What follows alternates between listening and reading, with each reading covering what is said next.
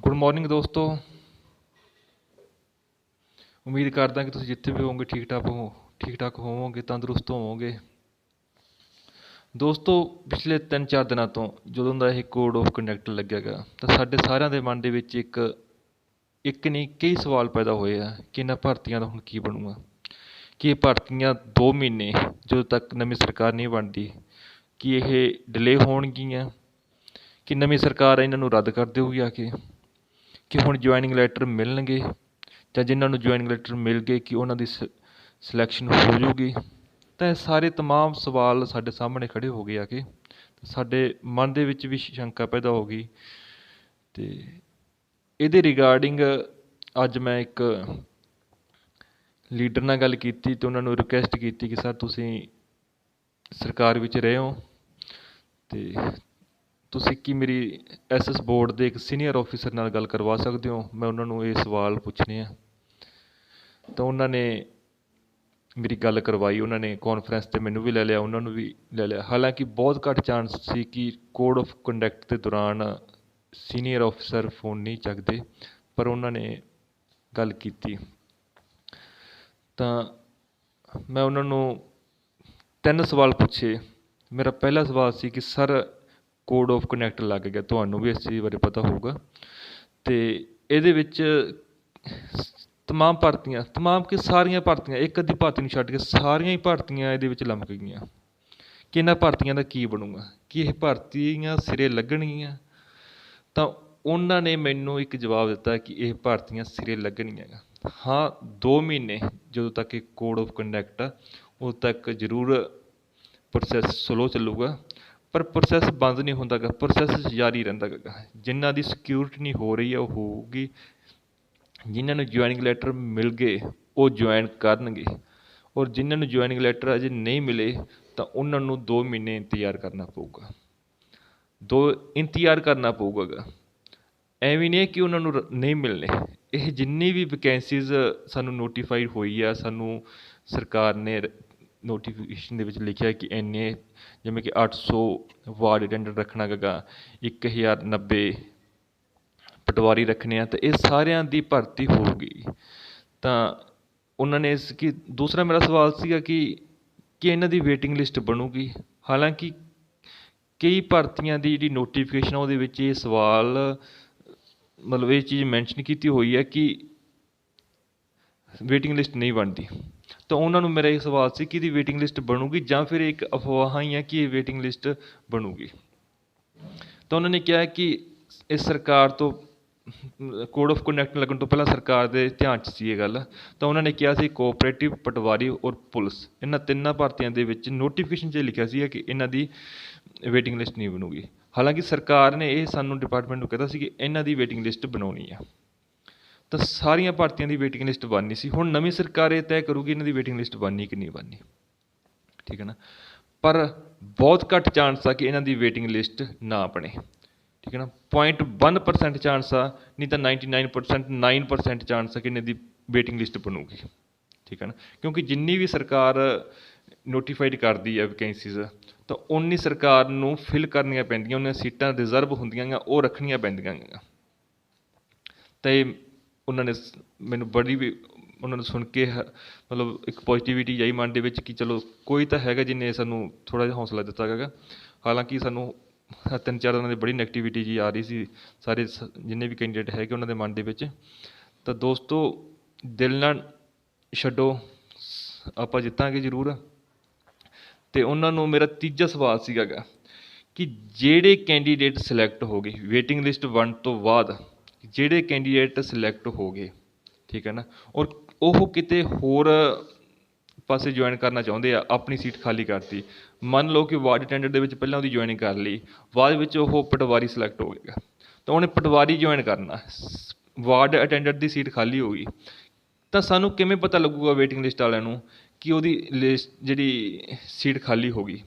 ਤਾਂ ਉਹਨਾਂ ਨੇ ਕਿਹਾ ਸੀ ਕਿ ਡਿਪਾਰਟਮੈਂਟ ਸਮੇਂ ਸਮੇਂ 'ਤੇ ਇਹ ਰਿਵਿਊ ਕਰਦਾ ਰਹਿੰਦਾ, ਉਹਨਾਂ ਨੂੰ ਬੁਲਾਉਂਦਾ ਰਹਿੰਦਾ ਵੇਟਿੰਗ ਲਿਸਟ ਵਾਲਿਆਂ ਨੂੰ। ਅਤੇ ਜੇਕਰ ਡਿਪਾਰਟਮੈਂਟ ਡਿਲੇ ਕਰਦਾ ਕਿਸੇ ਕਾਰਨ, ਤਾਂ ਕੈਂਡੀਡੇਟ RTI ਰਾਹੀਂ ਉਹਨਾਂ ਤੋਂ ਇਹ ਸਵਾਲ ਕਰ ਸਕਦਾ ਕਿ ਕਿੰਨੇ ਕੈਂਡੀਡੇਟ ਛੱਡ ਕੇ ਜਾ ਵੜੇ ਅਤੇ ਕਿੰਨੇ ਅਜੇ ਹੋਰ ਰੱਖਣੇ ਆ, ਠੀਕ ਹੈ ਨਾ। ਤਾਂ ਇਹ ਸਾਰੇ ਸਵਾਲ ਸੀ, ਉਹਨਾਂ ਨੇ ਬੜੇ ਸੁਚੱਜੇ ਢੰਗ ਨਾਲ ਸਾਨੂੰ ਉਹਨਾਂ ਦੇ ਆਨਸਰ ਦਿੱਤੇ ਗਏ, ਸਵਾਲਾਂ ਦੇ ਜਵਾਬ ਦਿੱਤੇ ਗਏ। ਤਾਂ ਉਹਨਾਂ ਦਾ ਬਹੁਤ ਬਹੁਤ ਧੰਨਵਾਦ। ਤਾਂ ਉਹਨਾਂ ਨੇ ਫਿਰ ਵੀ ਕਿਹਾ ਕਿ ਬੇਟਾ ਜਦੋਂ ਵੀ ਲੋੜ ਹੋਵੇ ਮੈਨੂੰ ਫ਼ੋਨ ਕਰਕੇ ਪੁੱਛ ਸਕਦੇ ਹੋ, ਪ੍ਰੋਸੈਸ ਨਹੀਂ ਰੁਕਦਾ ਗਾ, ਭਰਤੀਆਂ ਕੰਪਲੀਟ ਹੋਣਗੀਆਂ, ਜ਼ਰੂਰ ਹੋਣਗੀਆਂ, ਠੀਕ ਆ। 1.5 2 ਮਹੀਨੇ 3 ਮਹੀਨੇ ਡਿਲੇ ਹੋ ਜਾਣਗੀਆਂ, ਪਰ ਨਵੀਂ ਸਰਕਾਰ ਨੂੰ ਇਹ ਭਰਤੀਆਂ ਸਿਰੇ ਲਾਉਣੀਆਂ ਪੈਣਗੀਆਂ, ਠੀਕ ਹੈ ਨਾ। ਤਾਂ ਦੂਸਰੀ ਗੱਲ ਵੇਟਿੰਗ ਲਿਸਟ ਦੀ ਸੀਗੀ। ਤਾਂ ਵੇਟਿੰਗ ਲਿਸਟ ਬਾਰੇ ਉਹਨਾਂ ਨੇ, ਫਿਰ ਮੈਂ ਤੁਹਾਨੂੰ ਦੱਸ ਦਾਂਗਾ ਕਿ ਉਹਨਾਂ ਨੇ ਕਿਹਾ ਕਿ ਵੇਟਿੰਗ ਲਿਸਟ 99.9% ਬਣੂਗੀ। ਜੇਕਰ ਵੇਟਿੰਗ ਲਿਸਟ ਨਹੀਂ ਬਣਦੀ ਤਾਂ ਤੁਸੀਂ ਕੋਰਟ ਤੋਂ ਪਰਮਿਸ਼ਨ ਦਵਾ ਸਕਦੇ ਹੋ ਸਰਕਾਰ ਨੂੰ, ਤਾਂ ਕੋਰਟ ਤੋਂ ਤੁਸੀਂ ਕਢਵਾ ਸਕਦੇ ਹੋ, ਠੀਕ ਹੈ ਨਾ। ਤੁਹਾਡੇ ਕੋਲ ਇਹ ਰਾਈਟ ਹੈਗਾ। ਔਰ ਕੋਰਟ ਪਹਿਲੀ ਜਾਂ ਦੂਸਰੀ ਹੀਅਰਿੰਗ ਦੇ ਵਿੱਚ ਹੀ ਉਹਨਾਂ ਨੂੰ ਕਹੂਗਾ ਕਿ ਤੁਸੀਂ ਵੇਟਿੰਗ ਲਿਸਟ ਕਿਉਂ ਨਹੀਂ ਬਣਾਉਂਦੇ ਗੇ, ਠੀਕ ਹੈ ਨਾ। ਤਾਂ ਇਹ ਕੋਈ ਬਾਹਲਾ ਵੱਡਾ ਇਸ਼ੂ ਨਹੀਂ ਹੈਗਾ, ਉਹਦੇ ਲਈ ਤੁਹਾਨੂੰ ਇਕੱਠਾ ਹੋਣਾ ਪਊਗਾ ਗਾ। ਇੱਕ ਗੱਲ ਉਹਨਾਂ ਨੇ ਮੈਨੂੰ ਹੋਰ ਕਹੀ, ਬੜੀ ਸੋਹਣੀ ਲੱਗੀ ਮੈਨੂੰ, ਕਿ ਪੰਜਾਬ ਦੇ ਜਿਹੜੇ ਸਟੂਡੈਂਟ ਹੈ, ਕੈਂਡੀਡੇਟ ਹੈ, ਉਹਨਾਂ ਦੇ ਵਿੱਚ ਸੰਗਠਨਾਤਮਕ ਇੱਕ ਕੋਈ ਇੱਛਾ ਸ਼ਕਤੀ ਹੈ ਨਹੀਂ ਕਿ ਉਹ ਇਕੱਠੇ ਹੋ ਸਕਣ ਕਿਸੇ ਮੰਚ 'ਤੇ, ਠੀਕ ਹੈ। ਹਰਿਆਣਾ ਦੇ ਵਿੱਚ ਜੇ ਕੋਈ ਭਰਤੀ ਰੱਦ ਹੁੰਦੀ ਆ, ਜੇ ਭਰਤੀ ਦੇ ਵਿੱਚ ਕੋਈ ਪੇਪਰ ਲੀਕ ਹੁੰਦਾ ਹੈਗਾ, ਤਾਂ ਉੱਥੋਂ ਦੇ ਜਿੰਨੇ ਵੀ ਚੈਨਲ ਆ, ਯੂਟਿਊਬਰ ਹੋ ਗਏ ਜਾਂ ਜਿੰਨੇ ਵੀ ਇੰਸਟੀਟਿਊਟ ਆ ਜਿਹੜੇ ਸਟੱਡੀ ਰਿਲੇਟਡ ਸਟੱਡੀ ਕਰਵਾ ਰਹੇ ਆ, ਤਾਂ ਉਹ ਚੇਅਰਮੈਨ ਤੋਂ, ਸਰਕਾਰ ਤੋਂ ਸਵਾਲ ਪੁੱਛਦੇ ਆ। ਇੱਕ ਦੋ ਦਿਨਾਂ ਦੇ ਵਿੱਚ 24 ਘੰਟੇ ਜਾਂ 48 ਘੰਟਿਆਂ ਦੇ ਵਿੱਚ ਉਹਨਾਂ ਨੂੰ ਸਵਾਲ ਪੁੱਛੇ ਜਾਂਦੇ ਆ। ਸਰਕਾਰ ਵੀ ਇਸ ਚੀਜ਼ ਤੋਂ ਅਲਰਟ ਆ, ਚੇਅਰਮੈਨ ਵੀ ਇਸ ਚੀਜ਼ ਤੋਂ ਅਲਰਟ ਆ ਕਿ ਸਾਨੂੰ ਸਵਾਲ ਪੁੱਛੇ ਜਾਣਗੇ। ਇਸ ਤੋਂ ਪਹਿਲਾਂ ਕਿ ਉਹਨਾਂ ਤੋਂ ਕੁਛ ਪੁੱਛਿਆ ਜਾਵੇ, ਸਰਕਾਰ ਨਾਲ ਦੀ ਨਾਲ ਨੋਟੀਫਿਕੇਸ਼ਨ ਕਰਦੀ ਹੈ ਕਿ ਇਹ ਪੇਪਰ ਕੈਂਸਲ ਨਹੀਂ ਹੋਇਆ ਜਾਂ ਇਹ ਪੇਪਰ ਲੀਕ ਹੋਇਆ ਤਾਂ ਅਸੀਂ ਤਾਂ ਕਾਰਵਾਈ ਕਰ ਰਹੇ ਹਾਂ, ਠੀਕ ਹੈ। ਪਰ ਪੰਜਾਬ ਦੇ ਵਿੱਚ ਐਵੇਂ ਹੈ ਨਹੀਂ ਗਾ, ਠੀਕ ਹੈ ਨਾ। ਤਾਂ ਉਹਨਾਂ ਨੇ ਕਿਹਾ ਕਿ ਇਹ ਪੰਜਾਬ ਦੇ ਕੈਂਡੀਡੇਟਾਂ ਨੂੰ ਇੱਕ ਹੋਣਾ ਪਊਗਾ ਗਾ, ਉਹਨਾਂ ਨੂੰ ਸਵਾਲ ਕਰਨੇ ਪੈਣਗੇ ਗੇ, ਸੀਨੀਅਰ ਆਫਿਸਰਾਂ ਨੂੰ ਵੀ, ਚੇਅਰਮੈਨ ਨੂੰ ਵੀ ਅਤੇ ਸਰਕਾਰ ਨੂੰ ਵੀ, ਠੀਕ ਹੈ ਨਾ। ਦੂਸਰੀ ਗੱਲ ਉਹਨਾਂ ਨੇ ਬੜੀ ਸੋਹਣੀ ਕਹੀ ਅਤੇ ਮੈਨੂੰ ਵੀ ਬੜੀ ਚੰਗੀ ਲੱਗੀ ਆ। ਕਹਿੰਦਾ ਹੁਣ ਅਗਲੀ ਸਰਕਾਰ ਦੇ ਵਿੱਚ ਤੁਹਾਡਾ ਫਿਊਚਰ ਆ, ਉਹਨਾਂ ਦੇ ਹੱਥ 'ਚ ਤੁਹਾਡਾ ਫਿਊਚਰ ਆ, ਪਰ ਅਗਲੀ ਸਰਕਾਰ ਕਿਹੋ ਜਿਹੀ ਹੋਊਗੀ ਉਹਨਾਂ ਦਾ ਫਿਊਚਰ ਤੁਹਾਡੇ ਹੱਥ 'ਚ ਆ, ਠੀਕ ਹੈ ਨਾ। ਕਿ ਉਹ ਤੁਸੀਂ ਸਿਸਮਾ ਫਾਰਮ ਦੇ ਵਿੱਚ ਚੁਣੇ ਹੋਏ ਲੀਡਰ ਭੇਜਣੇ ਆ ਕਿ ਜਿਹੜੇ ਆਪਦੇ ਆਲੇ ਦੁਆਲੇ ਕਈ ਪੁਲਿਸ ਦੀਆਂ ਕੰਪਨੀਆਂ ਤੈਨਾਤ ਕਰੀ ਰੱਖਦੇ ਸੀ, ਜਾਂ ਇੱਕ ਆਮ ਜਿਹਾ ਇਨਸਾਨ ਜਦੋਂ ਤੁਸੀਂ ਚਾਹੋ ਜਦੋਂ ਚਾਹੋ ਉਹਨੂੰ ਜਿੱਥੇ ਚਾਹੋ ਰੋਕ ਕੇ ਸਵਾਲ ਕਰ ਸਕਦੇ ਹੋ ਕਿ ਤੁਹਾਨੂੰ ਇਹੋ ਜਿਹਾ ਲੀਡਰ ਚਾਹੀਦਾ ਹੈਗਾ। ਤਾਂ ਉਹਨਾਂ ਨੇ ਕਿਹਾ ਸੀ ਕਿ ਇੱਕ ਵਧੀਆ ਸਰਕਾਰ ਚੁਣੋ ਬੇਟਾ, ਕਿ ਜਿਹੜੀ ਤੁਹਾਨੂੰ ਤੁਹਾਡਾ ਫਿਊਚਰ ਸੁਨਿਸ਼ਚਿਤ ਕਰ ਸਕੇ। ਸੋ ਇਹਨਾਂ ਸਵਾਲਾਂ ਦੇ ਨਾਲ ਉਹਨਾਂ ਨੇ ਮੈਨੂੰ ਕਿਹਾ ਕਿ ਬੇਟਾ ਮੇਰਾ ਨਾਮ ਗੁਪਤ ਰੱਖੀ, ਹਾਂ ਜਦੋਂ ਵੀ ਮੈਨੂੰ ਲੋੜ ਹੋਈ ਤੁਸੀਂ ਕੰਟੈਕਟ ਕਰ ਸਕਦੇ ਹੋ, ਮੈਂ ਤੁਹਾਡੇ ਲਈ ਹਮੇਸ਼ਾ ਅਵੇਲੇਬਲ ਹਾਂ। ਸੋ ਦੋਸਤੋ, ਇੱਕ ਸਾਡੀਆਂ ਕਿਉਰੀ ਸੀ, ਸਾਡੇ ਮਨ ਦੇ ਵਿੱਚ ਸ਼ੰਕੇ ਸੀਗੇ ਜਿਹੜੇ ਉਹਨਾਂ ਨੇ ਸਰ ਨੇ ਦੂਰ ਕੀਤੇ ਗਏ। ਅਸੀਂ ਉਹਨਾਂ ਦਾ ਬਹੁਤ ਬਹੁਤ ਧੰਨਵਾਦ ਕਰਦੇ ਹਾਂ। ਡੀਮੋਟੀਵੇਟ ਨਾ ਹੋ, ਨੈਗੇਟਿਵਿਟੀ ਆਪਦੇ ਮਨ ਵਿੱਚ ਨਾ ਲੈ ਕੇ ਆਓ, ਪੋਜ਼ੀਟਿਵ ਰਹੋ। ਬਹੁਤ ਸਾਰੇ ਯੂਟਿਊਬਰ ਚੈਨਲ ਆ ਜਿਹੜੇ ਨੈਗੇਟਿਵਿਟੀ ਫੈਲਾਈ ਜਾਂਦੇ ਆ ਕਿ ਇਹ ਭਰਤੀਆਂ ਦਾ ਕੁਛ ਨਹੀਂ ਬਣਨਾ ਜੀ, ਇਹ ਰੱਦ ਹੋ ਜਾਣਗੀਆਂ, ਸਾਨੂੰ ਇਕੱਠੇ ਹੋਣਾ ਪਊਗਾ, ਸਾਨੂੰ ਸੰਘਰਸ਼ ਕਰਨਾ ਪਊਗਾ, ਸਾਨੂੰ ਸੜਕ ਜਾਮ ਕਰਨੀ ਪਊ, ਸਾਨੂੰ ਧਰਨੇ ਲਾਉਣੇ ਪੈਣਗੇ। ਯਾਰੋ ਇਹੋ ਜਿਹਾ ਨਾ ਕਰਿਆ ਕਰੋ, ਠੀਕ ਹੈ ਨਾ। ਸਾਡੇ ਨਾਲ ਪਹਿਲਾਂ ਹੀ ਬਹੁਤ ਧੱਕੇ ਹੋ ਗਏ। ਕੋਡ ਆਫ ਕੰਡਕਟ ਲੱਗਿਆ ਪਿਆ, ਸਾਰੀ ਪਾਵਰ ਸੈਂਟਰ ਦੇ ਹੱਥ 'ਚ ਆ, ਚੋਣ ਕਮਿਸ਼ਨਰ ਦੇ ਕੋਲੇ ਕਰਕੇ। ਸਰਕਾਰ ਕੋਲੇ ਹੁਣ ਕੀ ਹੈਗਾ ਆਪਣੇ ਕੋਲ ਕਰਨ ਨੂੰ? ਚੋਣ ਕਮਿਸ਼ਨਰ ਕੋਈ ਇਹੋ ਜਿਹਾ ਕੰਮ ਨਹੀਂ ਕਰੂਗਾ ਜਿਹਦੇ ਨਾਲ ਕਾਂਗਰਸ ਨੂੰ ਫਾਇਦਾ ਹੋਵੇ, ਕਾਂਗਰਸ ਸਰਕਾਰ ਨੂੰ ਫਾਇਦਾ ਹੋਵੇ। ਤਾਂ ਉਹ ਆਪਣੀ ਕਿਉਂ ਮੰਨਣਗੇ ਹੁਣ ਉਹ?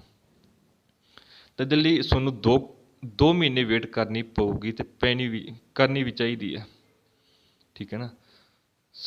ਚੋਣ ਕਮਿਸ਼ਨਰ ਮਾਣਯੋਗ ਆ, ਸਾਨੂੰ ਉਹਨਾਂ ਦੇ ਸਾਰੇ ਰੂਲਸ ਫੋਲੋ ਕਰਨੇ ਚਾਹੀਦੇ ਆ, ਠੀਕ ਹੈ ਨਾ।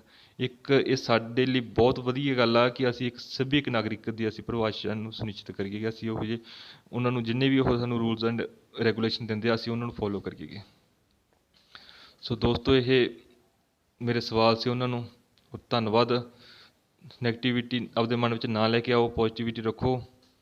ਹਾਂ, ਸਿਲੈਕਸ਼ਨ ਜ਼ਰੂਰ ਲਵਾਂਗੇ ਆਪਾਂ, ਭਰਤੀਆਂ ਨੂੰ ਕੰਪਲੀਟ ਜ਼ਰੂਰ ਕਰਾਵਾਂਗੇ, ਠੀਕ ਹੈ ਨਾ। ਇਹਦੇ ਲਈ ਆਪਾਂ ਨੂੰ ਸੰਘਰਸ਼ ਕਰਨਾ ਪਿਆ ਤਾਂ ਆਪਾਂ ਕਰਾਂਗੇ, ਇਕੱਠੇ ਹੋਣਾ ਪਿਆ ਤਾਂ ਇਕੱਠੇ ਹੋਵਾਂਗੇ, ਠੀਕ ਹੈ ਨਾ। ਓਕੇ ਦੋਸਤੋ, ਧੰਨਵਾਦ। ਫਿਰ ਮਿਲਦੇ ਹਾਂ।